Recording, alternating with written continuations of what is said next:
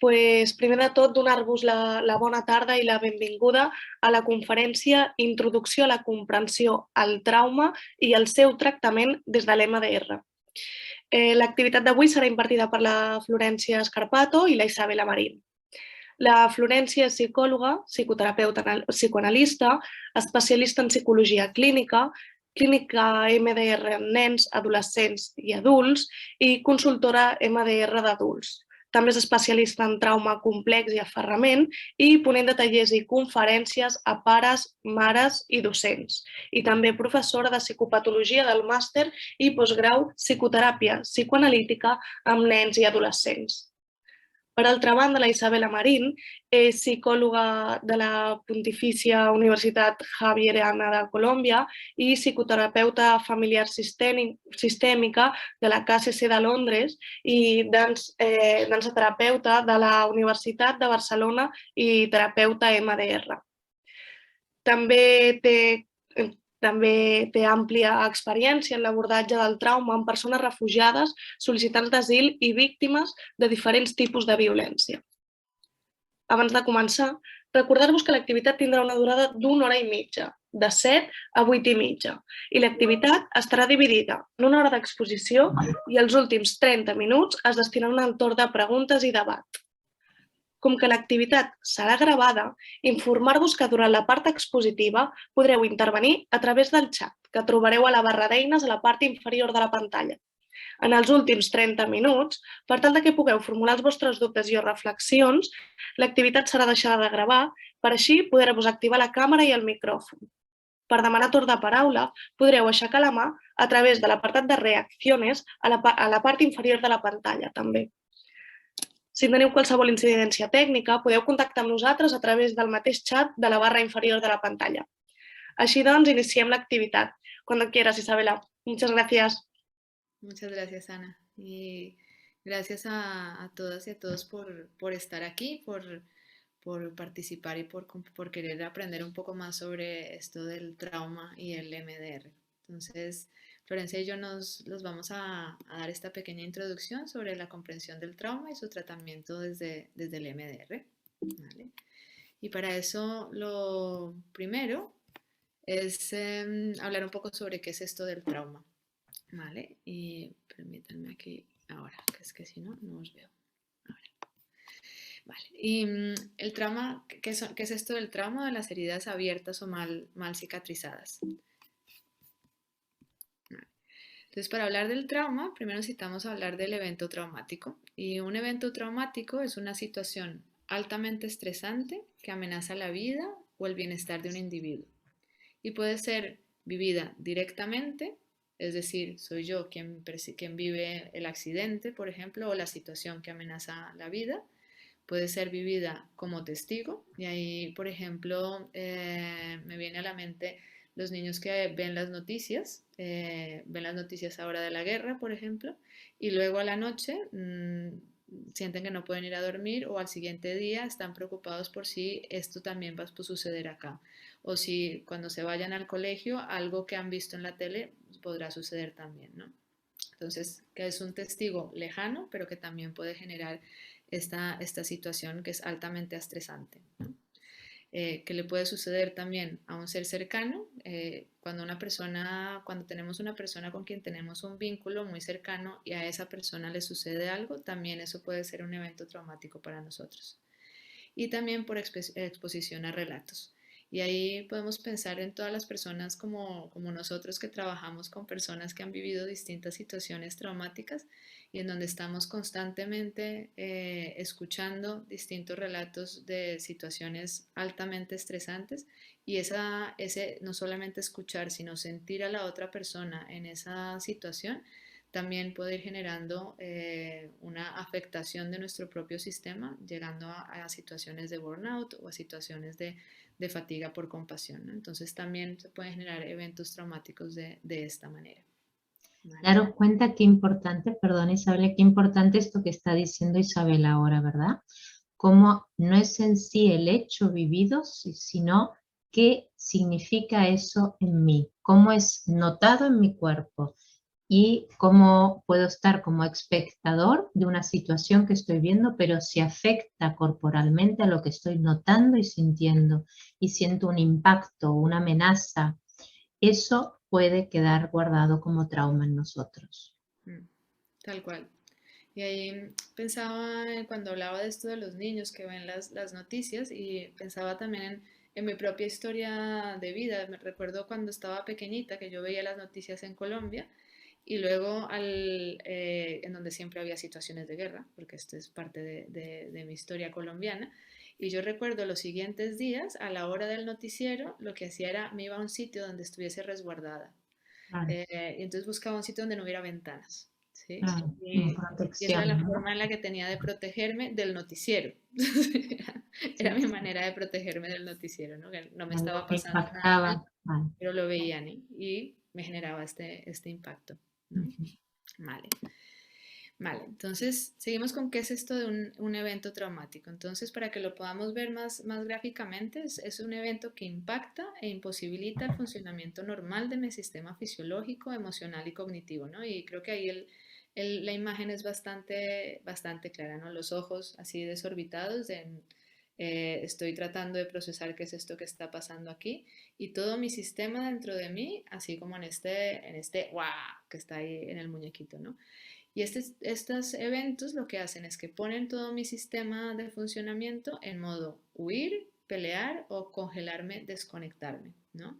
Y ahí para darles algunos ejemplos, y a mí me gustan los ejemplos con animales, aunque a veces nos sintamos sean un poco lejanos, pero para mí son súper claros, ¿no? Entonces, el huir es, por ejemplo, una cebra ante un león, pues si ve que hay distancia, sale corriendo, ¿sí? Todo mi sistema se pone en voy a huir, ¿sí? El pelear entre dos leones buscando, defendiendo su territorio, pues se encuentran y pelean, ¿no? Y hay un elemento importante en ese huir y pelear y es nuestro sistema se pone en ese modo cuando sentimos que todavía podemos hacer algo, ¿sí? Que ante ese evento al que me estoy viendo enfrentada, todavía puedo hacer algo, que puede ser huir o pelear. Y luego está la parte de congelarme, desconectarme, que aparece cuando ya siento que no puedo hacer nada, que ya no hay nada que hacer. Y ahí se me viene a la mente, yo vivo en la montaña, entonces a veces cuando salgo en la noche con la luz, si por casualidad alumbro a los sapos se quedan paralizados, se queda así. Y lo que percibe es que él no tiene salvación alguna. Se va la luz y él puede volver otra vez a reorganizar su sistema y vuelve a caminar. Pero mientras ese momento, él se queda paralizado, ¿no? Congelado o se hacen los muertos, ¿verdad? Los animalitos, y tiene que ver con ese cerebro más primitivo, que tiene que ver con el cerebro más reptiliano, ¿verdad? Tal cual. Y aquí un poco para ampliar un poco esta información y ejemplificarlo. Entonces, este es cómo funciona nuestro sistema nervioso autónomo. Entonces, digamos, hay una primera fase que es la conexión social, que ese es nuestro lugar en donde queremos estar, ¿sí? En donde estamos socialmente, en donde estamos en este momento que estamos conversando, que podemos sentirnos en un lugar seguro, que podemos sentir la curiosidad de saber, a ver esta conferencia de qué se trata, de qué es que qué es lo que me van a contar ahora, en donde me siento enraizada y siento los pies en el suelo, en donde estoy en el presente con lo que estoy viviendo en este instante, ¿no? Y ese es un espacio en donde estoy conectada con mi sistema nervioso parasimpático, eh, vago ventral, ¿vale? Y, y ahí nos movemos normalmente en este espacio, ¿no? Y digamos que en la vida vamos teniendo distintos niveles de estrés, ¿no? Y pueden ser desde cosas muy simples y sencillas como, vale, voy caminando por la calle y ahora voy a cruzar la calle. Entonces, cruzar la calle ya implica un pequeño nivel de estrés, ¿sí? Tengo que estar alerta para revisar dónde vienen los coches. Entonces, eso hace que mi nivel de estrés suba un poco y luego puede volver a bajar una vez he cruzado la calle y todo está bien, ¿sí?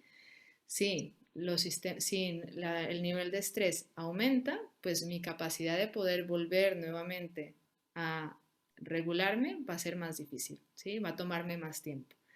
Y esa capacidad que tenemos de regularnos y de poder volver a ese espacio parasimpático vago ventral dependerá de del nivel de estrés que estemos recibiendo y también de las condiciones en las que estemos. Entonces, no es lo mismo recibir un nivel de estrés alto si estoy viviendo en una situación de comodidad, de tranquilidad, donde me siento amada, en donde tengo personas a mi alrededor que me apoyan, que si vivo esa misma situación de estrés viviendo en un país en el que no conozco a nadie, en el que no tengo ningún referente, en donde no tengo trabajo, ¿sí? Entonces, esa misma situación para una persona en un contexto en donde ese espacio de conexión social es amplio, pues no generará un evento traumático, y para otra persona que no tiene ese espacio, esa misma situación puede desencadenar un evento traumático, ¿vale? Y luego aquí podemos ver, luego en la parte más naranja está esa parte de huir o pelear, que es cuando nuestro sistema simpático se activa, ¿no? Y ahí es como les decía, cuando todavía siento que puedo hacer algo para solucionar eso que está pasándome, ¿sí? Y está asociado a las emociones de preocupación, de irritabilidad, de rabia, ira, frustración, miedo, ansiedad, ¿no? Y como digo, es como cuando todo nuestro sistema se pone, hay que hacer algo, hay que resolver de alguna manera, ¿no? Y luego, si el nivel de estrés continúa creciendo, podemos llegar a ese espacio de congelarme y de desconectarme, ¿no? Que es cuando nuestro sistema parasimpático vago dorsal se activa. Y ahí llegamos más a ese espacio del no puedo, de la pérdida de energía, de la impotencia, de la desconexión, de la depresión, la vergüenza, pues qué más da, así son las cosas, es lo que toca, ¿sí? Y es una sensación como de no hay nada que hacer, ¿sí? Y al mismo tiempo siguiendo no estando bien en la vida, ¿no? Entonces, estos son los elementos que suceden en nuestro sistema nervioso autónomo, y cuando, como decía, cuando hay una activación muy alta, pasamos por todos estos elementos. Y lo que hacemos con el MDR es poder activar ese parasimpático vago ventral, ¿sí? Para poder nuevamente volvernos a regular, pero luego ya iremos más hacia ese lugar. Otra cosa, perdona un momentito, otra cosa importante de todo esto, ¿verdad? Lo que Isabela estaba comentando, es que en este estado de conexión social estamos conectados con nosotros mismos, con lo que estamos notando, con lo que estamos sintiendo, y estamos en conexión también con el exterior. Sin embargo, cuando está activado el sistema nervioso autónomo simpático, todo lo que hay fuera es una amenaza. Estamos conectados con un estado de alerta constante interno, y todo lo de fuera en ese momento es amenaza. Aunque esté una persona que antes sentíamos de seguridad, en este momento lo vemos como una posible amenaza.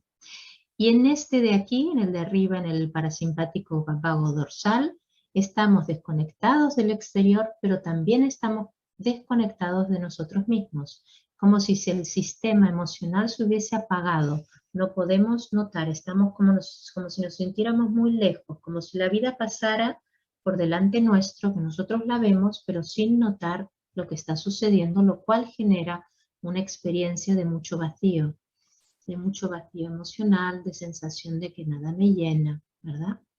Y después otra cosa importante de lo que decía Isabel ahora, ¿verdad? Ella nos explicaba, ¿no? Lo importante que es poder regularse, ¿no? Y poder volver, y depende del entorno social en el que uno esté, y si está acompañado, le será más fácil frente a una situación poder estar en el vago ventral y poder observar eso sucedido. Pero también tenemos que entender que esto lo aprendemos y lo vivimos todo desde muy pequeñitos, ¿verdad?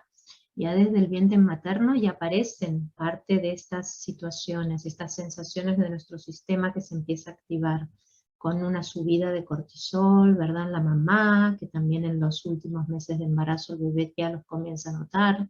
Entonces, ¿qué es lo que observamos aquí? Que también depende cómo el entorno me ha ido enseñando a regular mi sistema, también yo aprenderé luego a autorregularme, ¿sí?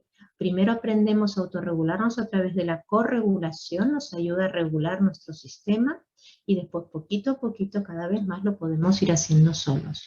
Una persona que ha estado bien acompañado, con un apego seguro, tranquilo, y con una buena corregulación, ¿verdad? Vivirá una situación de estrés, pero aunque no esté en ese momento acompañado, todo aquello, toda aquella experiencia vivida también le podrá ayudar, aunque en ese momento no estén a su lado, porque está acompañándole interiormente, ¿verdad? Vale. Y ahora les voy a pedir un momento para que se tomen un momento para tomar un par de apuntes de este gráfico, porque en distintos momentos vamos a referirnos a él. Entonces, con un par de líneas, si lo podéis hacer, así también es una manera de que podamos ir interiorizando estas ideas y estos elementos, ¿no? Y sobre todo, para mí, sí, como decía Florencia, para mí es como cuando yo veo esto me invita siempre a pensar en la importancia de ese primer nivel, ¿no? De ese primer nivel, de esa base, de esa conexión social en la base y de la importancia de nutrirla, ¿sí? De nutrirla en nuestras interacciones, en nuestras vidas y en favorecer también esa nutrición en nuestros niños en la medida en la que van creciendo. Pero como decía Exacto. Florencia, es lo que permite que luego podamos ir gestionando mejor las cosas, ¿no? Y tengamos más colchón, Mm. literalmente. Sí. Esa conexión social es la que solemos, este parasimpático vago ventral, es el que solemos llamar nuestra ventana de tolerancia, ¿verdad? Cuando estamos aquí, ¿no? Podemos tener una ventana de tolerancia y podemos llevar mejor las situaciones que vamos viviendo, ¿sí? Cuando nos salimos de esta ventana de tolerancia y nos activamos, es una hiperactivación, entramos en el sistema nervioso autónomo simpático. Y cuando nos apagamos, es una hipoactivación, entramos en el parasimpático vago dorsal. Muy bien. Vale, pues ahora si ya habéis tomado nota, yo creo que sí. Vamos a seguir. Y, y vamos a seguir un poco más sobre qué es esto de qué es el trauma, ¿no? Para resumir, es un poco es el recuerdo de un evento que quedó almacenado de manera disfuncional en las neuroredes de la memoria. Es decir, hablamos de esas experiencias vitales, y esto es una cita de Anabel González, perdón. Hablamos de experiencias vitales adversas, de circunstancias cotidianas que por diversos motivos siguen marcándonos a pesar del paso de los años, ¿no? Y ahí retomo un poco lo que Florencia estaba diciendo alrededor de el trauma depende de cómo lo vivimos, ¿sí? De cuál es esa impronta que tiene en cada uno de nosotros, ¿no? Y como decía yo también, el mismo evento a una persona que está con un colchón particular no le generará ningún evento traumático. A una persona que no tiene ese colchón, esa ventana de tolerancia, pues sí que puede generar un evento traumático, ¿no? Entonces, no necesariamente el mismo evento va a generar lo mismo en cada una de las personas, ¿no? Vale. ¿Y cuáles son los componentes del trauma? ¿Y por qué lo traemos? Porque cuando trabajamos sobre el trauma, trabajamos sobre estos diferentes componentes. Entonces, el trauma, que es en últimas una experiencia, pues trae una emoción, que puede ser más de una emoción, trae la emoción, miedo, tristeza, terror, impotencia, rabia, ¿vale? Trae también una idea, una cognición, y es eso que nos decimos en ese momento: estoy en peligro, he hecho algo malo, no me quieren, todo lo hago mal, no tengo derecho, ¿vale? Y también están las sensaciones, y las sensaciones hacen referencia a todas esas cosas que tienen que ver con mis sentidos, a la sensación en mi piel, a los olores, a un sonido, a la sensación también de mi propia respiración, a la contracción muscular, ¿vale? A todo lo que tiene que ver con las sensaciones corporales, que tiene que ver con los sentidos. Y cuando trabajamos con MDR vamos a trabajar con todos estos elementos, porque cuando lo que sucede en el trauma es, tenemos esta experiencia y todos estos elementos quedan un poco disgregados, ¿vale? No quedan procesados dentro de nuestro sistema y dentro de nuestra capacidad de aprendizaje, sino que quedan como elementos aislados, ¿vale? Que luego pueden ser disparados ante diferentes situaciones, ¿vale? Ahora ampliaremos un poquito. Vale. ¿Cómo afecta la salud mental el trauma? Entonces, ¿qué nos pasa cuando vivimos una situación traumática? Y es, por un lado, nos quedamos atrapados en el pasado, en el sentido de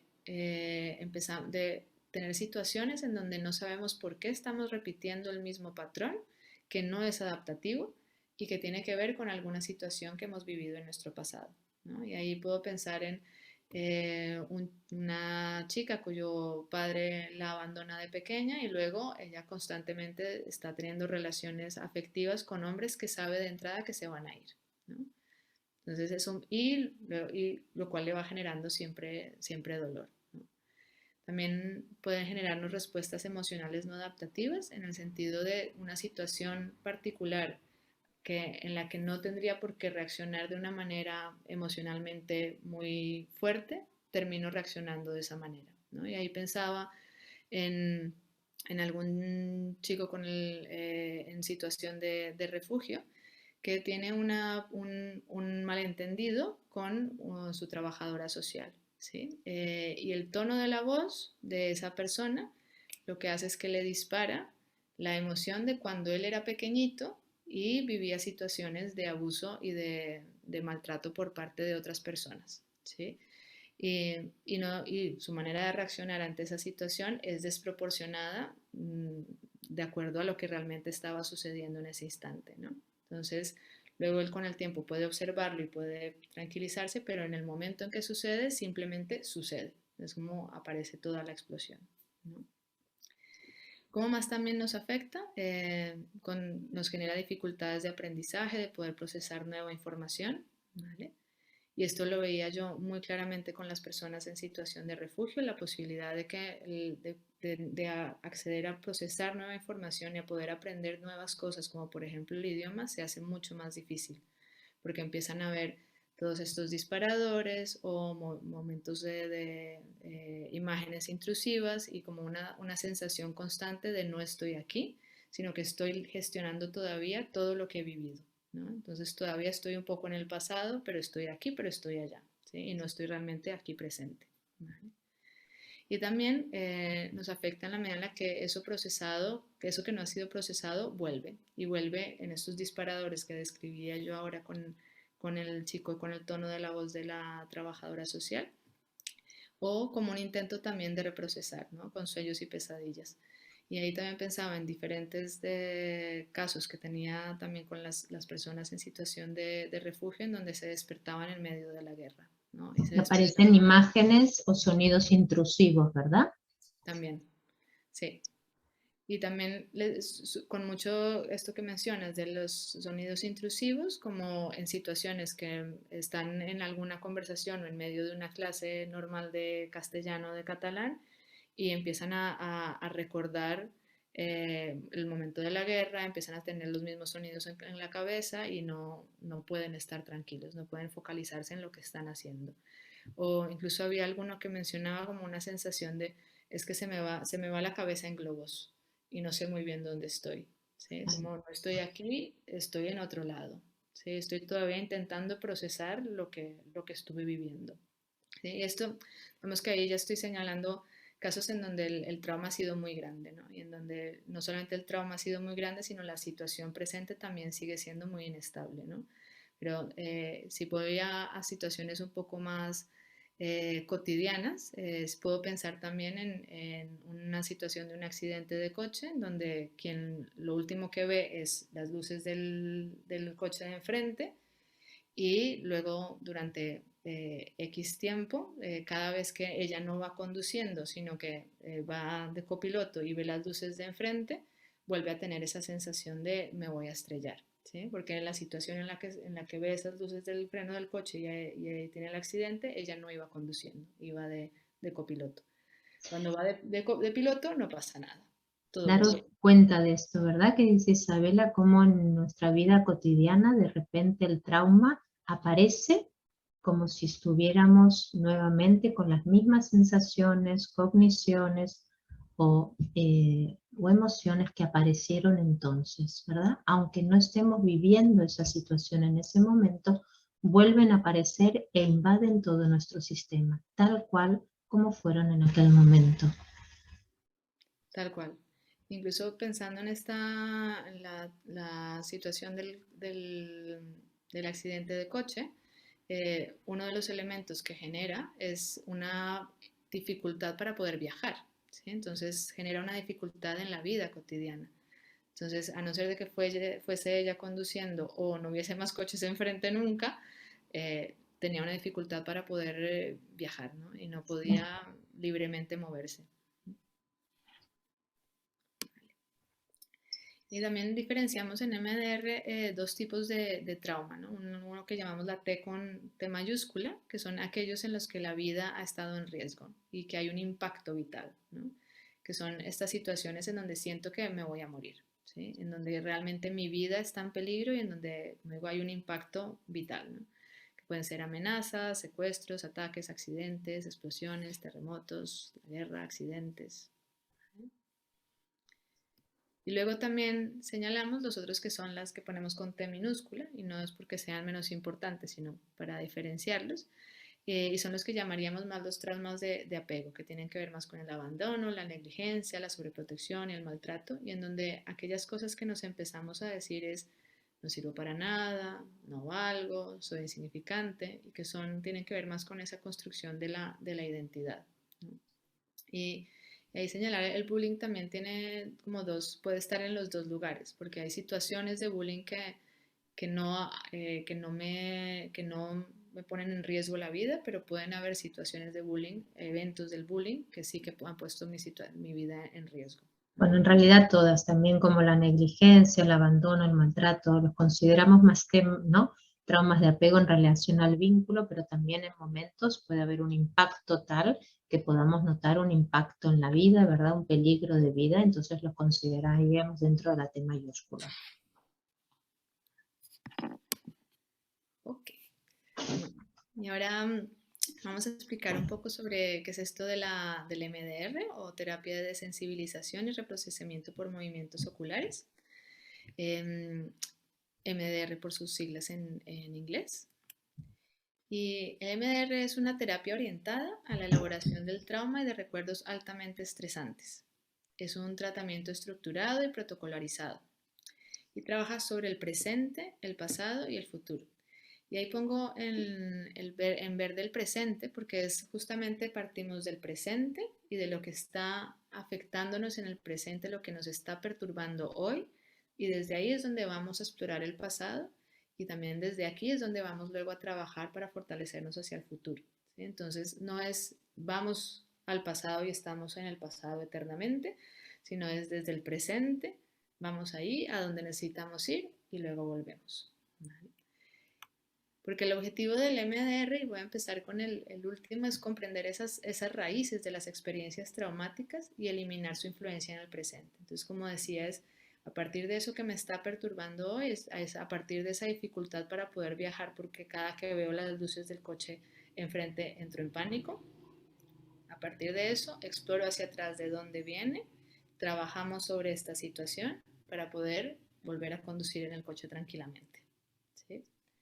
Y básicamente lo que intentamos o el objetivo es reubicar ese evento traumático en la red neuronal de una forma que sea adaptativa. Es decir, que la próxima vez que yo vea unas luces, ya no entre en pánico, no, sino que diga, vale, el del frente frena, ¿sí? No me voy a estrellar, ¿sí? Porque es lo que sucede cuando está este evento traumático, que asocio que todas las luces rojas son me voy a estrellar y voy a morir.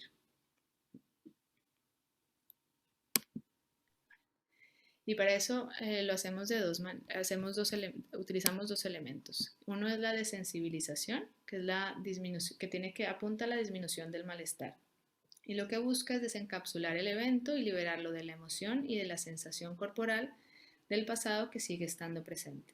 Entonces, nuevamente con el ejemplo del coche y de las luces, pues al hacer el proceso de desensibilización, lo que hacemos es, vale, la próxima vez que veo luces, ya no percibo esa emoción de voy a morir, ni la sensación corporal del golpe que tuve después, sino, vale, dos luces enfrente mío, que me señalan algo, si el frente está frenando, ya está. Y el reprocesamiento tiene que ver con la creación de nuevas asociaciones y se abordan las conexiones del evento con situaciones previas con las que comparten pensamientos, sensaciones y emociones y de esa manera queda integrado. Entonces, Realmente es como con esas luces yo puedo asociarlo con que, vale, cuando se ven esas luces hay que frenar y ya está, ¿sí? Entonces hay una nueva conexión de ese mismo evento. No sé si quieres agregar algo ahí. Bueno, porque justamente lo que antes habías comentado también, que en el trauma lo que sucede es que queda aislado de las redes adaptativas que tenemos en nuestro cerebro. Entonces no es capaz de salir de ese bucle de malestar y de alerta que el trauma ha producido. Y cada vez que algo lo dispara, lo vive de la misma manera, no pudiendo conectar, por ejemplo, con esas capacidades que uno hoy en día podría tener para hacerse cargo de aquella situación. Frenar, ¿no? O en el caso del conductor, o poner un límite a ciertas personas, ¿verdad? Entonces, lo que hacemos con la desensibilización es bajar esa intensidad de malestar para que el mismo sistema pueda asociar nuevas asociaciones más adaptativas e integrarlo a redes neuronales adaptativas de nuestro cerebro. Vale, ¿y cómo funciona el MDR? Pues con el MDR lo que hacemos es que ponemos la diana en aquello que no ha sido procesado, ¿sí? En esas circunstancias vitales que ahora nos están despertando problemas actualmente, sea por sintomatología o por conductas desadaptativas. Y lo que hacemos es que contactamos brevemente con ese recuerdo traumático, permitiendo la desensibilización, esto que decía de la sensación y la emoción, para dar paso a un proceso asociativo, con otros recuerdos, recursos, pensamientos y asociaciones más adaptativas.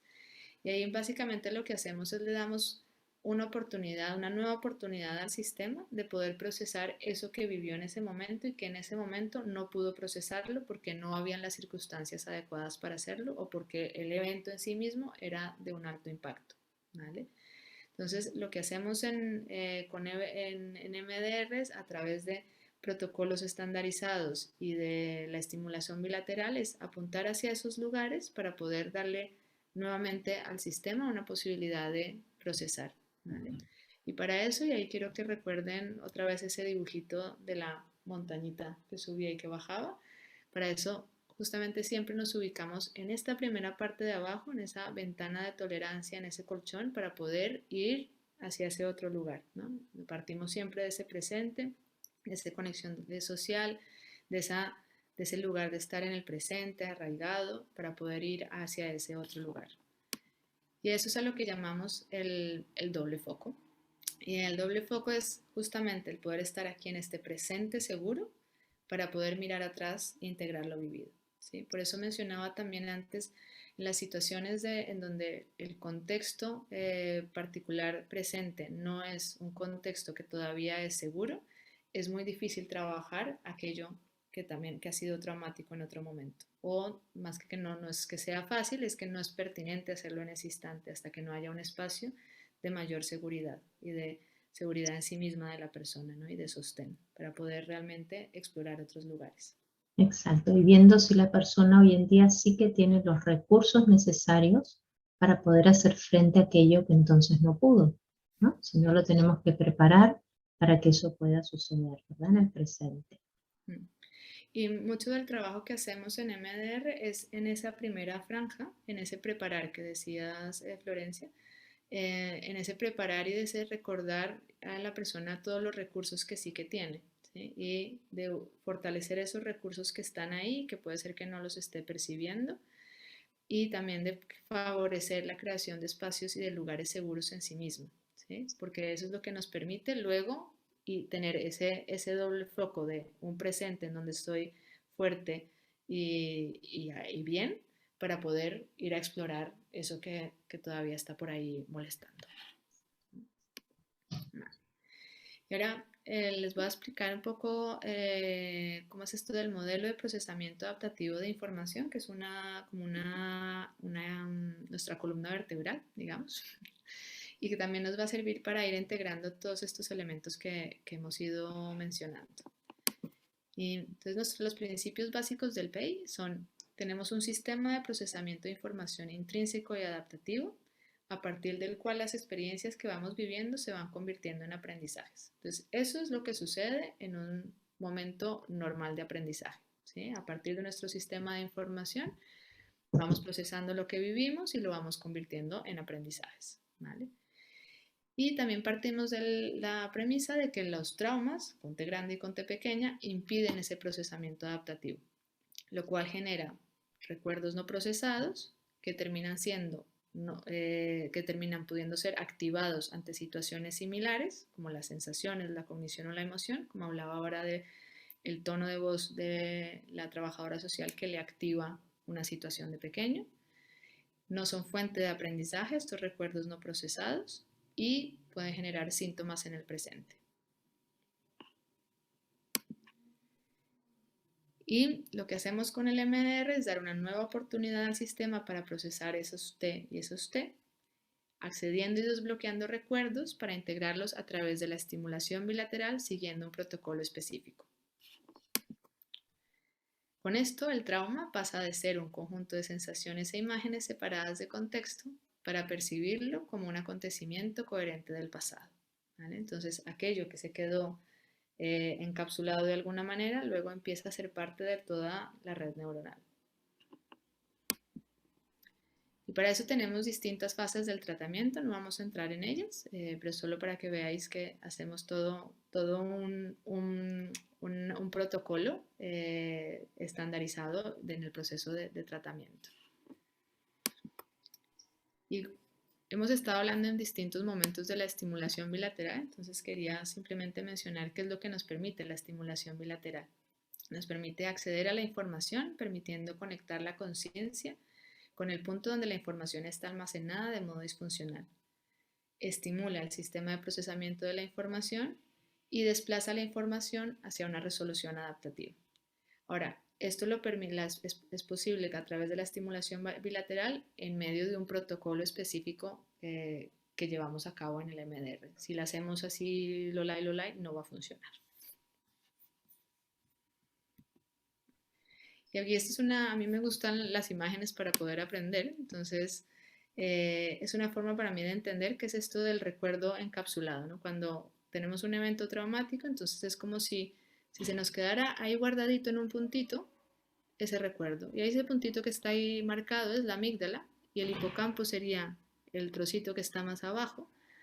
Y esos recuerdos traumáticos se nos quedan ahí como encapsulados, con toda la emoción y con toda la sensación, como si estuviésemos viviéndolos ahora. Confinados. Confinados, ahí guardaditos, como si aquí no hubiera pasado nada. ¿Sí? Y lo que hacemos a través del procesamiento con MDR es estimular todo el sistema neuronal para favorecer esa integración. Entonces vemos como todo nuestro sistema empieza a estar activado y ya no estoy aquí confinado, sino vuelvo a la vida, literalmente. Y aquí un poco para ir resumiendo. Entonces, a partir de un trauma, pasamos de esa lucha, huida, desconexión, ¿sí? Nuevamente en el muñequito, en el dibujo que les habíamos puesto al principio. A través del procesamiento con MDR y la estimulación bilateral, volvemos a la flexibilidad de la vida, ¿no? Ese primer oleaje que es más suave de llevar y en el que vamos moviéndonos cada día.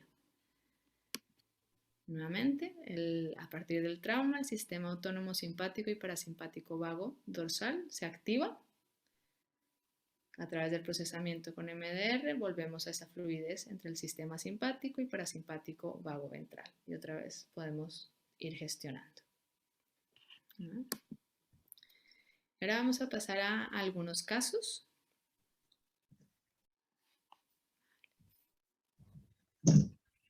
Un poco para resumir y que os podáis quedar. Sí, perdona un momentito. Nos están preguntando, ¿verdad? Silvia nos dice que es una sesión introductoria, pero ¿podréis explicar cómo se inicia el proceso de estimulación bilateral? ¿En qué consiste la estimulación bilateral? Preguntó otra persona. Mirad, por una de las cosas que nosotros aquí no explicamos en qué consiste la estimulación bilateral, es porque es importante usarla con mucha cautela, ¿verdad? Y la estimulación bilateral tiene que ver con que estamos activando los dos hemisferios, haciendo un tapping, una estimulación visual, pero tiene que ser en momentos muy determinados y sabemos con qué frecuencia la hacemos, de qué manera la hacemos, de acuerdo al momento del proceso, digamos, de las fases en las que estamos dentro del modelo de MDR. Por eso sí que es importante que para poder saber más sobre la estimulación bilateral, es importante poder hacer una formación más avanzada, como el nivel 1 de MDR, que después si queréis podemos hablar dónde lo podréis hacer o cómo lo podéis hacer. Pero explicar un poquito más, sí que es cierto que hay en otras corrientes, otras personas que utilizan la estimulación bilateral como el tapping, ¿verdad? Pero nosotros creemos que si no está dentro de todo un contexto y una conceptualización del caso y no se aplica de una determinada frecuencia y en un determinado momento, podemos desencadenar más un malestar que un beneficio para el paciente. Entonces yo os aconsejo que si queréis, si os interesa saber un poquito más, que sigáis la formación para poder hacerlo con cautela y con beneficios y no retraumatizando a un paciente o haciendo que se pueda sentir mal, ¿vale? Por la estimulación bilateral en un momento que abrimos más canales de los que el paciente está preparado para poder asumir en ese momento. La estimulación bilateral es muy potente porque abre conexiones en nuestros cerebros y tenemos que saber qué es lo que queremos abrir, por qué es lo que queremos abrir en ese momento y no que se abra todo, ¿verdad? Y dejar al paciente con todo su malestar abierto sin tener la capacidad de ese paciente o nosotros de poder recogerlo. Si no sé, Isabel, si quieres agregar algo más a esta pregunta. No, creo que lo has hecho súper completo. Sí, sí, tal cual. Sí, bueno, sí, quizás agregar, pero es un poco lo mismo que hemos estado diciendo, es el ser muy cuidadoso, ¿no? Y por eso no solamente con la estimulación bilateral, sino es con el en qué momento se aborda cada cosa, ¿no? Y tiene que ver con esto mismo de no abrir más de las cosas que se pueden gestionar en cada momento, ¿no? Y de ser muy conscientes de en esta persona, en este instante de su momento vital, qué sí puede gestionar y qué no puede gestionar, ¿no? Entonces, tiene que ver con ese cuidado. Y vale, entonces ahora un poco para ir resumiendo y que os podáis quedar con algunas imágenes de cuáles son esos efectos y de lo que las personas expresan al finalizar un procesamiento. Y entonces los elementos son distanciamiento del suceso, una ampliación de recuerdos, una sensación de calma y paz, la desaparición de síntomas y la aparición de conductas adaptativas. Empecemos con esto del distanciamiento del suceso y digamos cuando el trauma todavía está ahí encapsulado, es como tenerlo en primera plana, ¿sí? Es como si esta flor estuviese en primera plana y la estamos ahí viviendo intensamente, ¿sí? Y luego de que hacemos el procesamiento a través del MDR, es como que vale, sí, la flor está ahí porque es algo que sucedió, pero es ahora parte de un contexto y ya no es el protagonista principal, es una más dentro de lo que están ahí. Y cuando, perdón, y cuando lo vemos así en primera plana, lo que vemos del trauma a veces es la sintomatología, a veces una emoción, una sensación o una creencia que aparece ahí o una imagen intrusiva e impactante, ¿verdad? Eso es cuando está diciendo ahora Isabela, ¿no? Que está ahí tan presente y tan impactante. Y lo que las personas van diciendo cuando van pudiendo pasar de este momento donde lo tengo aquí de una manera intrusiva a este otro momento en donde ya es parte del paisaje, es ya no es tan importante, ya pasó, es algo que pasó hace mucho tiempo, es algo que hace parte de mi vida, o también ahora lo veo como si me hubiera salido de él, ya no estoy en medio, lo veo desde arriba como volando en un globo, pero lo sigo viendo, sigue siendo parte de mi vida, pero yo ya no estoy en medio. O veo el recuerdo como un cuadro al que le ha caído agua y empieza a desteñirse. Y ahí es, si vemos, el cuadro sigue estando, las paredes de las casitas que están ya desteñidas siguen estando porque el evento ha sucedido, pero ya no tiene la intensidad que tenía antes, ¿sí? Ya no me abarca toda la vida, sino, bueno, sí, ahí está, sigue estando, pero ya no me impacta. La sensación de paz, calma, con un trasfondo de sorpresa. Y señalo este trasfondo de sorpresa porque Cuando las personas terminan un procesamiento, dicen este tipo de frases, ¿no? Estoy viva, pero es como en una sensación de, oh, wow, no me había dado cuenta que no, ¿sí? O me puedo reír de nuevo, y como, oh, wow, es que, es como una pequeña sorpresa de esto nuevo que han descubierto y de esta nueva sensación que están teniendo. Estoy tranquilo, es como, oh, wow, estoy tranquilo. Esto no me lo conocía de mi otra forma de estar en el mundo, ¿sí? Cuando logramos desactivar, por ejemplo, si pienso en la chica de las que hablaba, que estaba todo el tiempo corriendo, el poder que ella diga, estoy tranquila, es como, es una nueva forma de vivir la vida, ya no tengo que seguir corriendo, ya no les tengo miedo, ya no están ahí detrás mío. La ampliación de recuerdos, y vuelvo con el ejemplo de esta chica, no me acordaba que cuidaba a mi hermana en la escuela, y sí, el bullying, la indefensión y el miedo siguen estando por ahí, pero también lo otro está, y también es grande. La desaparición de los síntomas, entonces pasamos de las noches de pesadillas a que la noche esté contenta y que pueda estar ahí yo con mi mostreto. Y a tener conductas más adaptativas, es decir, a poder dormir tranquilo, a poder hacerme más amiga de mis monstruos y a poder ver las luces del coche de enfrente sin entrar en pánico. O poder ir a hacer un taller y no estar esperando que me vayan a dar feedback negativo para poder estar tranquila. Muy bien. Bueno, entonces esto es... Vale. ¿Hay algunas dudas? Mira, vamos a mirarlas. Vale, nos preguntan, buenas, a mí más que en qué consiste... Dejo de compartir. A mí más que en qué consiste el proceso de estimulación bilateral, me gustaría saber cómo actúa a nivel cerebral para favorecer el reprocesamiento, cuál es su mecanismo de actuación. Muchas gracias. Bueno, con respecto a esto, todavía se están haciendo investigaciones y estudios, pero uno de los estudios sí que se ve cómo tiene que ver con la memoria de trabajo, ¿verdad? Y el hecho de estar trayendo desde el aquí y ahora un recuerdo con una intensidad importante y hacer al mismo tiempo algo que tenga que ver con que nuestra memoria está prestando atención a algo, ya sea la estimulación visual o el tapping, hace que eso desensibilice y permita un reprocesamiento y que aparezcan memorias más adaptativas. También hay todavía estudios que se están haciendo, pero sí que se ve que tiene que ver con las mismas ciertas ondas cerebrales que también aparecen en el momento de los sueños, y hay muchas más investigaciones al respecto en qué consiste y cómo sucede esto, ¿verdad? Marco Pagani es un italiano que trabaja en MDR, que hace muchas investigaciones, y podéis entrar en las últimas investigaciones de él.